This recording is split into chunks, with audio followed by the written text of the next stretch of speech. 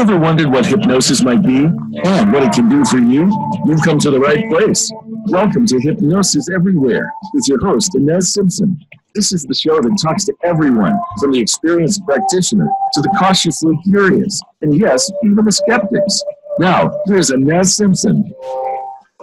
Hello, everybody, and welcome to Hypnosis Everywhere. And I have another, what we call a Simpson protocol practitioner on today, and she's using it in a different way. Last week we had Christoph on, and he told you how he uses Simpson protocol. I'm showing you there's a big slate, and it goes from anything from very medical stuff to all the way to very metaphysical stuff. And I've chosen to ask Jackie on because she's great at what she does. And I'm going to give it over to you. Jackie, can you give them just a little bio and how you came to hypnosis and what you perceive hypnosis to be to you? Because that's usually what we start with. All right. Well, thanks, Inez. First of all, thank you for having me on your show. I'm thrilled to be here. My name is Jackie Ballog. I'm located in Calgary, Alberta. I fell into hypnosis kind of by accident. I left a nursing career after I became disillusioned with the system a little bit, and I still wanted to work in the healing arts, and I wasn't sure what to do. And so I started taking some coaching classes, and that kind of led me to a new platform. And then all of a sudden, hypnosis fell into my lap one day. Literally, a flyer fell in my lap, and I decided, oh, I'm going to try this. And you know what? It just fits, and I'm able to continue to do the healing work that I do in a much deeper and in a much more meaningful way for my clients. So that's kind of how I got into hypnosis.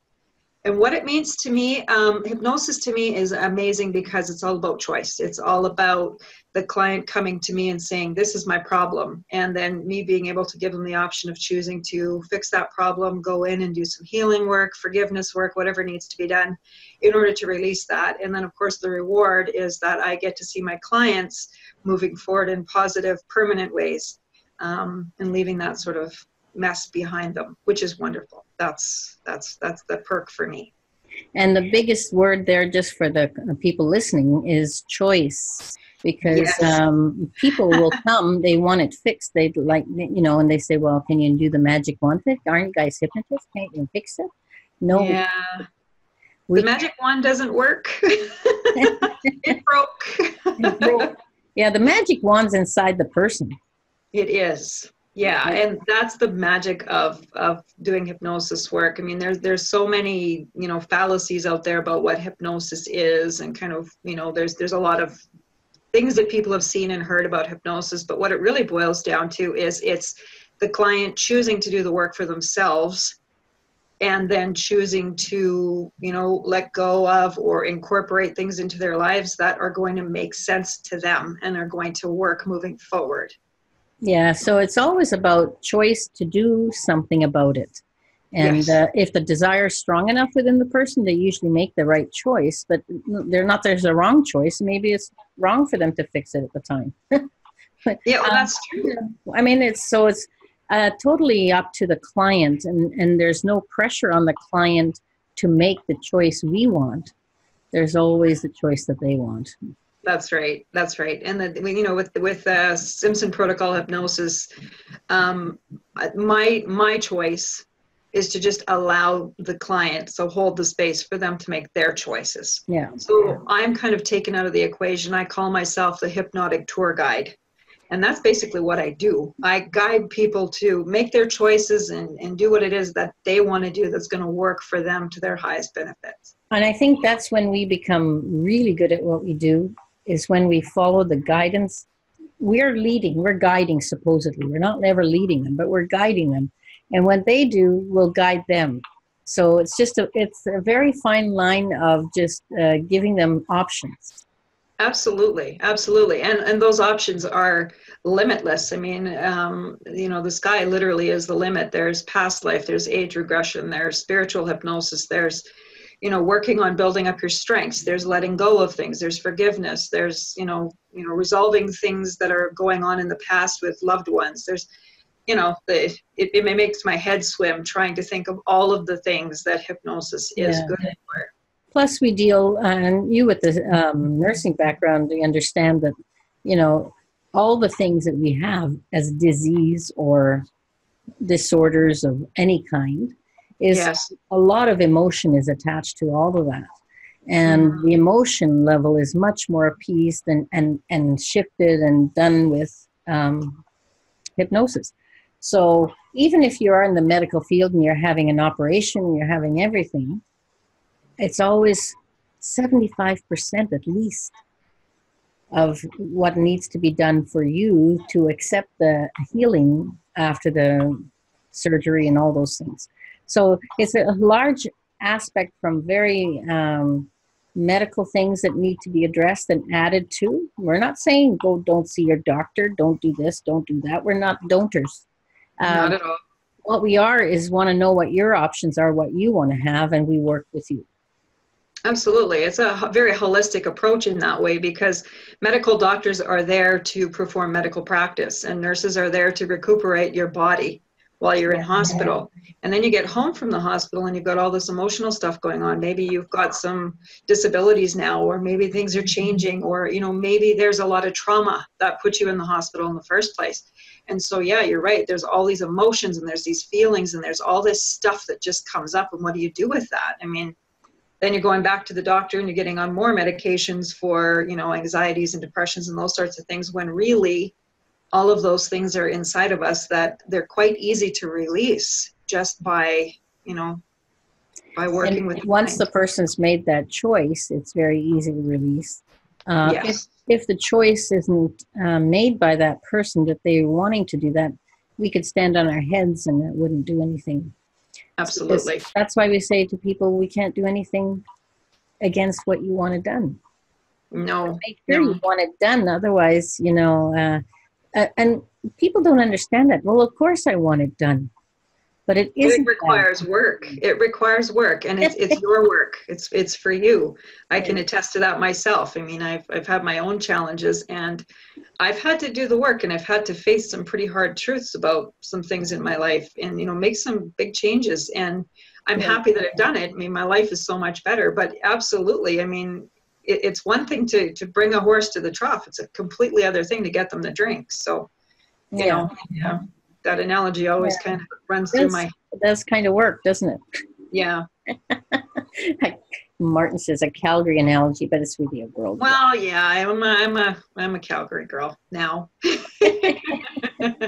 So I'm going to let you sort of ramble on about because you really are good at what you do, and sort of give them a little bit of a gist of. We'll start it off and then we'll continue in the next segment. But to really start off what you've chosen to do with Simpson Protocol, mostly. Not that you still address everything that comes in, but as you specialty, what is it that you're really working with? Yeah, you're right. I work with anything and everything that comes to my door. So, and that ranges from whatever you bring to my door, I can work with.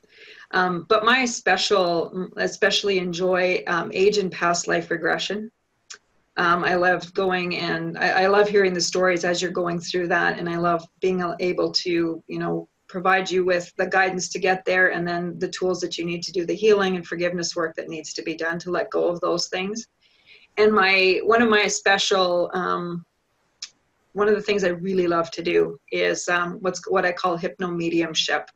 So as a medium, I'm able to now give my clients the experience of being their own medium in hypnosis and connecting with those loved ones that have passed, and doing the healing work, forgiveness work, getting the messages that they need for themselves, as opposed to me trying to interpret what's going on and having to clarify. They're getting all of that, you know, in a one-to-one. They're getting it first to their filter instead of through your filter. Absolutely, yeah, and that's so much better for them, because then they're getting what they need, as opposed to trying to guess, you know, what's going on, and you know, because mediums often we get fragments of information, or we get smells or scents or little pictures, and then we have to try and figure out what that is, and we're constantly, you know, leaning on the client and saying, do you understand this? Do you know what I'm talking about? Hypno Mediumship's awesome, because I just guide you to the place and you do the work yourself, and you get to connect with those loved ones in the most appropriate way for you. So and it works very well, because I know in the past I'm not a medium in any sense of the word, but if people were not getting past their grief, things like that, they needed to do that and have access to those people.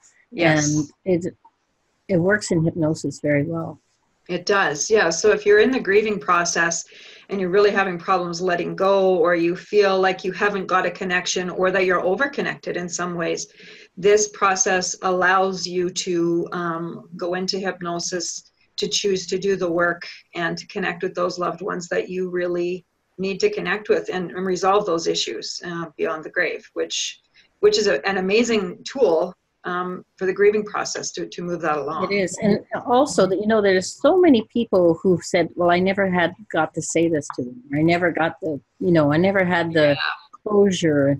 And actually hypnosis, especially the way we do it, is very great at doing that. Yes, yes. So typically, you know, when I do a session of hypno mediumship, I bring in the visitations first. That part's taken care of. And then there's all this stuff that's brought up afterwards.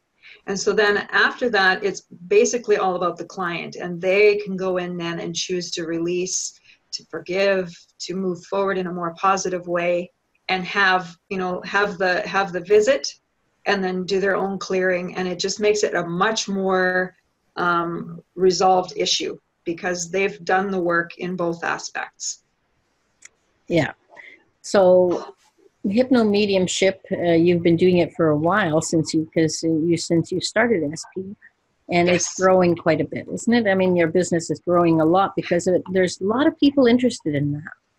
Yeah, there's a lot of people that want to connect with their loved ones, and there's a lot of people that go to mediums, and that's spectacular. You know, that wanting to have that connection, and that wanting to know, and that belief system that there is something beyond death. What I really love is that they are allowed now. They are allowed to choose to have that experience for themselves. Yeah. And I just guide them, and that's fantastic. So I can stay out of the whole entire thing and just hold the space while they do what they need to do. You know, I'm always joking about calling myself the lazy hypnotist, but it's really, that's all I really have to do is sit there, and as we call holding space, we call that, maybe we can define that a little bit. I'm not really sure if I can put words to it. Yeah. But it's always being present for that person. And, you know, you are in rapport, so you are connected. And yes. That's sort of what we call holding space. I think anything you add to that? I think it's just that, you know, we're the physical connection to the conscious world. So when they're in, a lot of people maybe don't understand hypnosis, or they don't know much about it. And so we're just that physical connection. Our voice is there, our presence is there, and everything is good. So I think that, you know, having that connection, it makes it a lot easier for the client, because they know they're not alone. They can hear us, they're conscious, those sorts of things. Okay, so guess what? We need to go to break. So here we go, Great. And see you on the other side. You do as a medium. All right, here we go, coming back. Because a lot of people won't know. You're listening to Hypnosis-Everywhere, the Simpson Protocol. To reach the show today, please call into 1-866-472-5792. That's 1-866-472-5792. You may also send an email to Inez, that's INES, at InezSimpson.com. Now, back to this week's program. So I'm going to open a little bit of a Pandora's box. Is right. Pandora's box is never little. I know. And, you know, the whole thing is many people have belief systems in nothing. Many people have belief systems in a particular aspect, totally. So in hypnosis and Simpson protocol, what we say is just be open to possibility. We don't ask you to do anything and believe in anything, including mediumship and including past life and see what your mind brings up for you. So then we get back into what Bob Burns calls real or imagined. When he does this one, he's always talking about whoever comes up or whatever comes up, it's whatever's real or imagined to you. So that's for the people who are saying, well, I don't believe in this stuff. And it gives them, because in hypnosis, imagination and reality are the same. So we're not even saying you're going to imagine it either. It's I don't know, I'm sort of stuck here. It's open to your mind. The mind will give you exactly what you need. Yes, absolutely.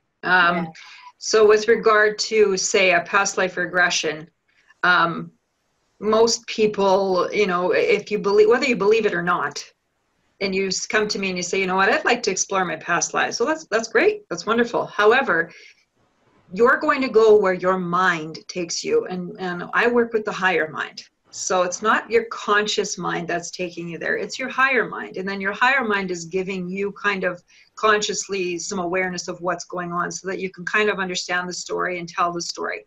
You may see it as a movie playing. You may only hear it. You may, you know, you may just get glimpses or just a knowing of it. Mm-hmm. But even if you don't believe in it, absolutely being open to the idea that there is just the trigger that you need. It's just being open to it. And it's the same with spiritual hypnosis. You know, not everybody that comes to me obviously wants to explore spiritual work, and that's fine. I'm like I said, I'm willing to work with anything and everything that comes across my doorstep. The nice thing about it though is just choosing. And your higher mind is going to say to me, yes, we can explore this, or no, we can't. And so your higher mind has a, you know, it's the connection to kind of everything that is, if you will, and it's part of you. So if you're really stuck in a belief system that you don't believe in life after death, or you don't believe in past lives, there's a good chance that your higher mind probably may not take you there, and that's okay too. It's all about, like I said, it's all about the client, and it's all about their choice and what they want to do. Yeah, and you know, the higher mind, as we call it, because, you know, the conscious may be 10% of what our consciousness. Absolutely. That much. And most people say it's less. So, or give it 10%. So that 10% of you hasn't got the metaphor, hasn't got the symbols. What do you dream in? What do you do? All that. That's in the rest of your mind. So, yes. You know, and the aspects of the mind are astounding. We don't know that much about it yet. It's still a frontier to cross. I mean, it's going to be an infinite possibilities. Yes, absolutely. Absolutely. Yeah. So I think that's really important. So I'd like to talk a little more about mediumship, because our listeners don't know much about hypnosis most of the time, and they don't. And we also have the skeptics, of course. So let's lean a little on letting them talk to them a little bit too. All right. So what I say to the skeptics is, your belief system is yours, and I completely and 100% respect that. All I ask is that if you come to me and you ask me these questions, is that you're open to understanding for yourself, not for me, for yourself. So what we discuss is completely for you to process and understand in your own way. Now, when I work with mediumship, generally outside of hypnosis, I see auras, I see images, I smell things, I hear things, and then I have to kind of interpret that and then give it to the client and say, okay, I smelled smoke. So was there a fire related to this? You know, those sorts of things, for example. And in the hypnosis is a wonderful thing for me, because it's taken me out of the equation so that the client can then, with their imagination or reality, as you know, they're one and the same, they will kind of process that information based on their own understanding of the situation and their own imagery. You know, some people are very image-based, and they dream in color, and they see a lot of things, and that's great. Some people hear things, some people smell things, some people have a combination of those things, and that's okay. The higher mind is going to give them the information that they need in the most appropriate way for them to understand it, to take it inside of themselves and to figure that out. And let's talk a little bit about that, because people all expect that they're not all, never all and never none. But right. Everyone that doesn't know much about hypnosis comes, and what they know is that they see it on TV, and those people see it in living color, and they see it in a movie. Now, yes. The reality is that about only 20% of people are visual. So most of you are not going to get it that way, and your expectation will actually hold you back from getting the information. Yes, so absolutely. Allow it to come to you the way it comes. It is. And it's about really paying attention to all of your senses. And I always really encourage my clients when they come and see me, let all of your senses just do what they do. If you smell something different, oh, or if you hear something different, oh, that's different. Or even if you see something, that's great. Even if it's just a knowing, something comes into your mind and you just know, or you can sense it, that's something different, and that's what you need to be paying attention to. So as a medium, it's kind of like explaining to them how I do things as the medium. So it's all about just exploring those senses. If there's anything that's different or anything that pops into the mind, that's something that you need to pay attention to, because that's the information that's being sent to you to be processed by you. And that's what I always say to clients is, when something pops into your mind, it's not there for nothing. Right. It's your mind communicating with you. Don't just second guess it and don't tell us about it. Well, if you ask the question, you need to expect the answer in whatever way is most appropriate. And that's the thing with the higher mind. The higher mind is always going to give us the information in the most appropriate way. And hypno mediumship and past life regression is nothing, there's no difference in that than anything else. It's going to give it to us in the most appropriate way. I love this skeptic. I was teaching once, and one of my client students at the time did not believe in past life regression. So I said, well, let's just see what happens.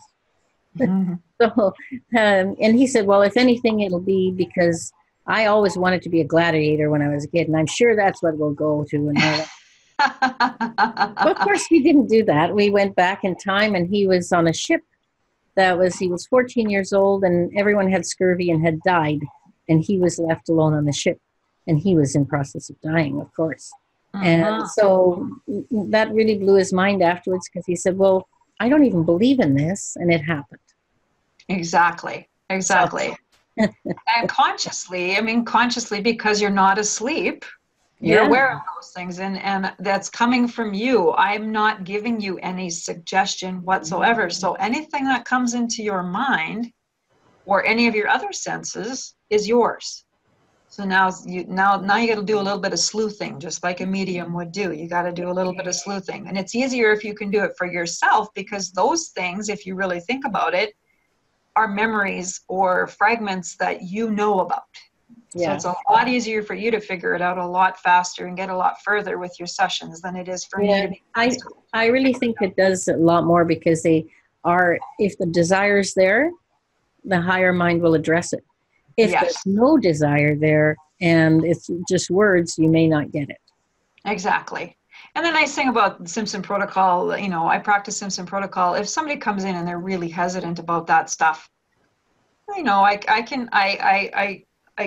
kind of tailor the session to what the clients come there for. I may touch on a little bit of that stuff, and if I get a no, that's fine. No problem. We move on.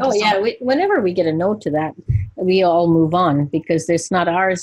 It's always them. Exactly. So. Yeah, I never force it on. And I have a lot of people, of course, because I work in this area, there's a lot of people that know about it and they want that. And so they seek me out, and this is what they want. But there are people that come to me and say, quit smoking. Yeah. Okay, great. Let's work on that. We don't need to go into all the other stuff. If you don't want to, that's fine. So it's nice. Sometimes surprising. It is surprising sometimes, very surprising. And even the client, I've had a few clients come out of sessions like looking at me thinking, what on earth was that? There's usually a few expletives, which I won't share on here, but yeah, there's been some pretty interesting reactions to what actually came up in the sessions.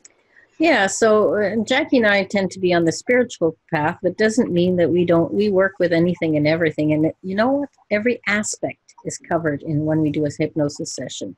That's why I always ask people to be open to possibility, but it doesn't mean you have to be in. Absolutely. One of my other areas that I really like to work in is people who have anxieties, depression, PTSD, those sorts of things, because I can help them to get to where they need to go without actually reliving it and without talking to me about it. Yes. And we just work on it and get rid of it. Memories are there, but the triggers are gone. So that's a wonderful thing too. Yeah, it's great. Martin was talking about the quantum. What were you talking about now? Get in here and say something. Quantum physics. Yes, you were talking about the quantum stuff. Go on. No, Say something. Just talking about real or imagined. Yes. If you have some doubts about that, of course, the mind just gives whatever your mind believes is reality for you. But look at quantum and try and find some reality in quantum. They can't find it. It's interesting. I think that's a whole other show, Mark. Okay, so we got a minute. So can you wrap up everything you want to say? Or 30 seconds? We got 30 seconds. You know what? Let me just say to the next one. Okay, let's just say that, I work with anything and everything. I have my specialties, but I love working with anything that crosses my path, and it is for the client. Okay, so we're going to go to break, and we'll see you on the other side. 5792. That's 1-866-472-5792. You may also send an email to Inez. That's INES at InezSimpson.com. Now, back to this week's program. Well, welcome back, and we're going to hit the woo section now for all of you people who are interested in the spirituality of it. So I'm actually going to talk to Jackie about what happened between us in the past. Is that when I was teaching in the UK, I had a German lady start to channel in class, which is always kind of exciting for everybody else. And they love that stuff. But and Jackie said, I looked at that session, she said, and I recognized that language. So I'm going to let Jackie take it from there. Yeah, I watched your video, Inez, and it struck me that I don't necessarily understand it consciously, but I had definitely heard it before, and I'd heard it coming out of my own mouth at certain points in my life. And so it was interesting to me because I thought, okay, well, how am I going to figure this out? So, of course, working with you was wonderful because, in working with you and getting deep in, and me believing in, of course, all the spiritual stuff, I was able to bring in a channel. Her name is Nahiti, and she is the channel that speaks in that language. So it's been it's been an interesting journey with her for sure. Pretty exciting. You know what my aspect of that I enjoy is that she leads us through what we need to do for working with that person. So when something happens, it's like, so it's a bonus for me. This is great. It's all totally led by you. You just do everything. Yeah. She kind of just takes over everything and just kind of gives us the information that we need. But what I really like is that she's opened my mind up to possibilities that I may not think of, especially when I'm working with my own clients. A lot of the times I'll be working with a client and I'm just not getting anywhere, or, I don't feel like I'm getting anywhere. And all of a sudden I'll get this channel coming in with all these questions. Well, go here, ask this, go here, ask that. This is kind of what we need to talk about. And this is sort of where we need to go. And it's wonderful because she just sort of takes over the session, and it brings so much more for the client, which is nice. I really like that. She's not overbearing, but she definitely, keeps me on my A game when I'm working with clients. And what she did say was one, though, I thought was quite an interesting thing, an aspect of us as therapists and humans, that we tend to be too kind sometimes. Yes, she's big on she can be kind. She doesn't identify as being kind. She said that as humans, especially with those people around us, and of course with our clients, we want to develop that rapport, and we don't want to push them too far. We don't want to hurt their feelings. And she said, no, there's times where you have to be unkind in order to get the work done and really advance the client. And in that aspect, she's given me the words to be unkind in a kind way, I guess. Yes, I know. And the whole idea is that we need to just stay with that person a little bit and support them. It's more about being unkind. Because sometimes if we're too timid, is what she's talking about, right? If we won't get that person to get to that side of the forgiveness or whatever it is. Yeah, And well, there's that a little bit of an enabling factor too. You know, Yes. as humans, we enable people to continue living in the life that they want, even though they're complaining about not liking it. So, yeah, I think that kind of leads to that a little bit as well. Yeah, because there's parts of us are always going to be afraid to change. There's always going to be that. So if you're too kind, is what she's saying, and you don't push that little bit that's needed, you're not going to get the person where they want to be. Absolutely, absolutely. So And we I think don't say it's totally up to them, and it is, you know. Yes, it is. It's their choice. Whether or not they incorporate that push is completely up to them. But what she's saying is it needs to be done, which I completely understand. When I'm working in sessions, it's like, okay, here's the time. Now you need to push. Here's the question. Here's the question. Here's the question. And I notice when I do that, I get so much farther with my clients. They break through those barriers that are just holding them. You know, that buffer zone is kind of pushed. So can I mention something about the language she speaks? Is that okay? You want to? Yeah, sure. Well, you know, the whole thing is when I heard the one in Germany, I'd already heard that language before too. Now, it was with a medium friend of mine who has the guidance, comes through every now and then. She was a little more, it was the same language, but different attitude. So when we asked Nahidi about that, she said there was a group of them, and they were the language that she spoke. It sounded quite Native American to me. And she said, well, the reason it sounds like that is because I speak the language that all the languages came from. So it was the soul language, right? Yes. Did I get that right? Yeah. Soul language. Yes. So I think that explained a lot to me. So it wasn't necessarily the same person. See, we have very limited in our thinking a lot of times. So it's about just open up the possibilities, and we're a little bit like detectives. Eh, Jackie? That's what you do. We're sleuthing. And she says too that we're of course, as humans, we're kind of confined in the human structure and in the human brain, and with all those feelings and emotions and all that stuff that gets in the way, where she is very unencumbered because she doesn't have a human form, and she's free to do whatever she wants, and she doesn't let emotion get in the way of things. So it's very easy for her to just come in and say, do this, do that, do this, do that. And I'm thinking to myself, oh, this person's going to just get up and leave. But they don't, which always surprises me, but she knows what she's talking about. Yeah, true. And I don't have the same sort of way of view because I'm not very visual. So I do get questions in my mind will just show up. And the reason I know the difference is I haven't been thinking about it, and then there's the question. So right. I know in the same way that I should ask that question. Now, notice it's questions.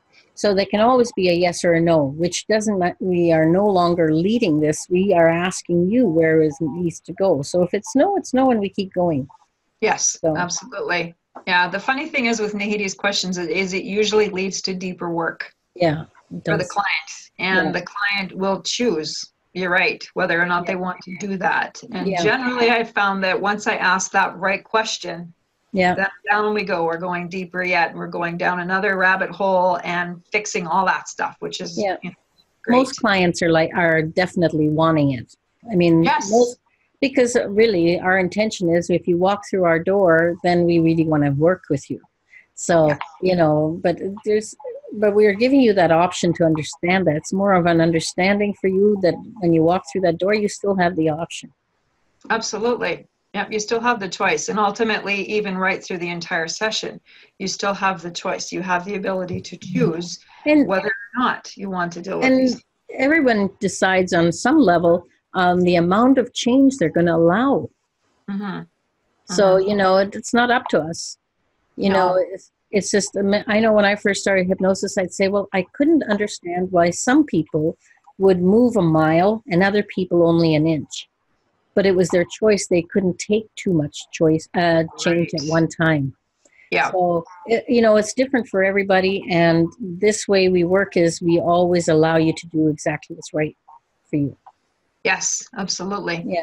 But Nahidi's been really, I've thanked her a lot for it's been an enlightening experience being, you know, working with you. And with the others that come forward to do that, it's great fun. It is. It is.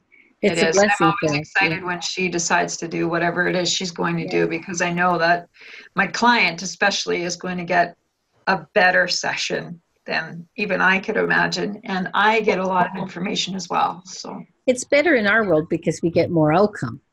But, yes. That's why we like it better, because we get a much better outcome for the client than they are originally even thought of. Right, So right. It's expanding their mind always. Yes, and she allows me to do what I'm doing, and then she digs deeper. She digs into those little dark corners where things need to be brought out, where I maybe wouldn't go or we wouldn't think to go. So yeah, it's nice working in collaboration with the channel. Yeah, so that's what we call, what Jackie does is hypno medium. Let's have Nahidia perceive. Yes, I do have Nahidi up my sleeve. Yeah, she's or good. Vice versa. I'm not sure which one it is. I think it's more the other way around. Sometimes, yeah. I think sometimes we stand on an even playing field, even though, like I said, she doesn't have a human form. There's a lot of conversation that goes on back and forth. And of course, as I learn and as I expand, the conversation gets more and more interesting all the time. So we're always, like you say, with your mediumship, that you always goes through your filters and then you have to figure it out. With Nahidi, that's different because it's channeling and she's talking to you. Nahidi just comes in like a bolt of lightning in the top of my head, for lack of a better word, and it is literal conversation. So it's like a CD playing in the back of my mind constantly, for lack of a better analogy. Yeah. So no, it's definitely not like mediumship. This is just solid information downloads, literally. This is how I explain it. So. Yep. I wanted just to show the difference between the two and how different it is, because then we still filter it by our own thinking, Yes. But it comes out essentially quite clear. It does, and the difference is that when I work with mediumship, it doesn't come out clearly, and it's kind of broken up. Whereas with Nahidi, of course, you've seen it. I've been able to just channel, and she uses my voice, and she just tells you or whoever. And then sometimes the veil's brought down. You don't even know what she's saying. When she's channeling that deeply, no, I'm not privy to that information until after. Until after she's. So it's because she doesn't want me to consciously interfere. So she kind of shuts me down, does what she needs to do, and then I get the information after. And I've got that from her, is that, if you're open, she'll tell you. Yes. If you're not, well, she won't tell you all that stuff. So don't be afraid of getting lambasted by someone who's not. She still honors everybody's feelings and choice of knowing or not. Yes. Yeah, there's no real laws broken there. So that's good. No, she's amazing. It is really it's been a real treat and a real pleasure to have gone what I've gone through in order to get there. But I look at that as a gift also, because had I not gone through the things that I had to get to where I am now, I may not ever have been able to develop that connection as well as I have. And it's a continual progress all the time. So yeah, it is continuous. And not every Simpson protocol practitioner does just Simpson. It'll do a holistic work. What we call holistic, right? We do it from any aspect of life. So, but people who want to do spiritual work specifically, is you can really open it up. Absolutely. Yes. Yeah. And it's amazing too. Like you said earlier, sometimes people will come and they're not necessarily wanting spiritual work, and that's where they end up going. And that's cool too. Yeah. Well, guess what? Break again, and we'll go and see you on the other side. You're listening to Hypnosis Everywhere, the Simpson Protocol. To reach the show today, please call into 1-866-472-5792. That's 1-866-472-5792. You may also send an email to Inez, that's INES, at InezSimpson.com. Now, back to this week's program. Well, welcome back to the last segment, and I'm sorry to say. And so I'm just going to give it over to Jackie right away so we can keep going, because we only have about 8 minutes to let you know everything else we want to talk about. Go ahead. I only have 8 minutes. Yeah. During the break, Inez had asked me to talk a little bit about fear. Fear is a very human thing. It's a very human condition. And so when we, of course, working with my channel with Nahidi, I've come to understand that when we pass, we get to choose whether or not we get to take those fears with us. And those fears kind of are karmas in the next lives. But I won't get into that. But she also says that in order to change, in order to facilitate change, and in order to understand and incorporate it, we need to stand in our fears, as big as they are or as small as they are. And when we can overcome them and fill them with other things, that is when we will have true growth and change in our lives. And we've heard that before from, you know, Buddhist style thinking and other aspects too. But yeah, absolutely. It's not about necessarily totally letting go of the fear, because part of the letting go is that it becomes that you're stronger than the fear because you walk through it. Is that what you're saying? Yeah, she says that. She also says that fear is the largest emotion in the human world. It's larger than love. And it's what is causing kind of all of the dis-ease and the hate and the anger and all those things in our world today. And in order to overcome that, it's a personal choice every day from each and every one of us in order to move forward, to let go of that fear and to stand in it and to stand up for ourselves as human beings and as individuals, and to stop following, and I always call it like sheep, and become the wolf in the pack. And basically, you know, you're moving out on your own, you're doing your own thing, and you're standing in that. Whether you're scared or not is irrelevant. Yes, it's an interesting concept for most people. I've seen it many times that, you know, the fear is, you know, they say love versus fear, but it's beyond that. Everything is love and fear, for sure. Absolutely, it is. A lot of people think it's love and hate, and actually it's love and fear. Yeah, because fear creates the hate. It's not. It does. Yes. Fear is the bottom, and love is the top. But they're the yin and yang of where we live. And so everything I know of many people that work in hypnosis or any of the healing modalities will agree with us on that pretty much, I think. Yeah. So, yeah. So we've explained fear, but now we really want to know a little more about, what did you want to just finish off talking about? I'll let you choose there. Is it past life, or is it different aspects, whatever? I just kind of wanted to, kind of further explain a little bit about mediumship, and it's not even necessarily mediumship. So people lose their loved ones, or, you know, a friend passes or a family member passes, and a lot of time I hear people say, I don't feel that connection anymore. They're just not there. Is there past life? Is there life after death? And I'm not going to get into belief systems because that's completely your choice. What I'm going to say to that just quickly is to just pay attention, even in everyday life, consciously pay attention. Because sometimes our loved ones, before they pass, they'll say, you know, when I get to the other side, I'll send you a sign. I'll make the light go on in the kitchen at 4 o'clock on Tuesday. And then it doesn't happen, and you think they're gone. I've completely lost that connection. But in the meantime, a butterfly's gone by you, or a rose has appeared in the grass somewhere, and all of these things are going on around you, and you're so busy worried about the light going on in the kitchen at Tuesday at 4 that you're not paying attention to the signs that they're actually sending you. So if there's something just a little bit out of the ordinary in your life, and you're thinking about a loved one, pay attention to the thing that isn't ordinary in your life, because sometimes that's how the messages come through. And if you're a spiritual person and you want to explore that even further, you are more than welcome to contact me to do that, or go and see a medium, or however that looks for you. But it's about paying attention to the signs of things that are just completely out of the ordinary. And maybe you better give them your website too, please, while we're on that subject. Sure. My website is transcendencehypnosis.com. And I can be reached on there. And I also have an email. It's Jacquie, JACQUIE, at transcendencehypnosis.com. Perfect. And I'm on Facebook. So you now, can just in case there's some people, they want a personal question answered or that kind of thing. Yeah, absolutely.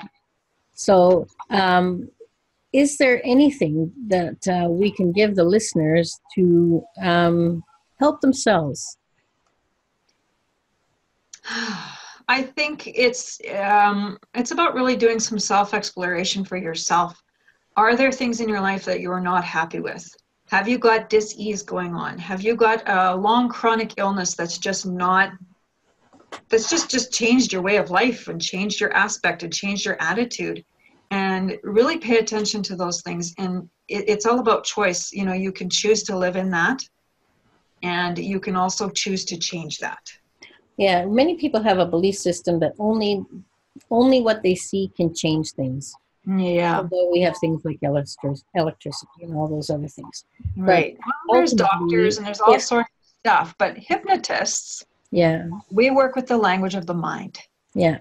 So when Jackie's saying is, you know, you could take a note, and it's important because you're going to say, well, I don't want to hurt anymore, or I don't want to do this anymore, or that.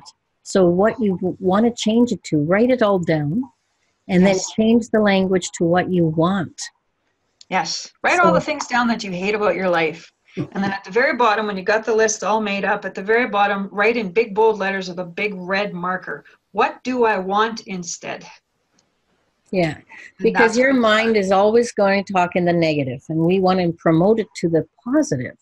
Absolutely. Oh, and we do this in workshops all the time, and it sounds, you know, it's what, you know, the secret's about, it's what everything's about, is about changing it to positive thinking.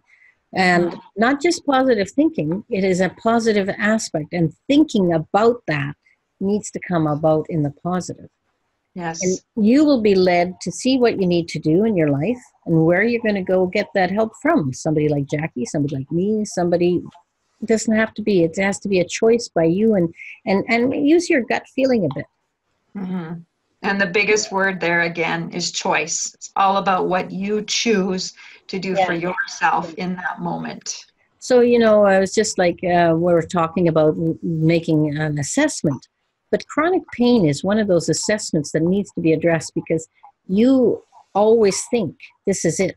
After you've had something for 14 years or 10 years or 3 or 4, you become comfortable with it, even though it may be painful, it may be all kinds, but you suddenly accepted it as part of your life. It becomes our identity. It becomes what happens. Yeah. So our human identities change. Yeah.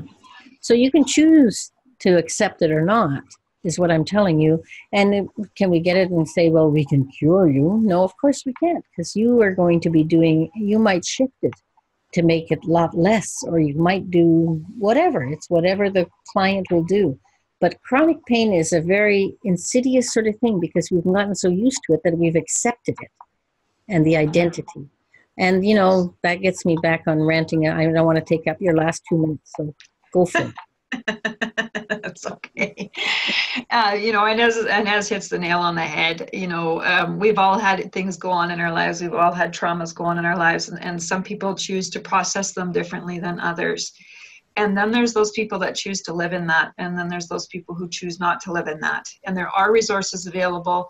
There are all sorts of people out there, healers, looking and just desperately wanting to help alleviate some of those symptoms, and definitely not to cure, but certainly to make things much, much better for you. So perfect. And I wish the show was longer. Next week we have Gina Ovens from Holland on, and we had Christoph last time. So I'm sort of doing a run of Simpson protocol this last few weeks, just to get it across to you, that the different aspects. And it might be a little spiritual oriented again, because Gina's very interesting. She's lovely. She's the one that said that Simpson protocol is like canvas, and it lets the person become who they are to do the work. So I hate to say this, but it's time to say goodbye. We'll see you next time with Gina. All right, you're clear. Great job, ladies. Thank you. You all have a wonderful week. We'll talk to you next time. I ran out of time. He says,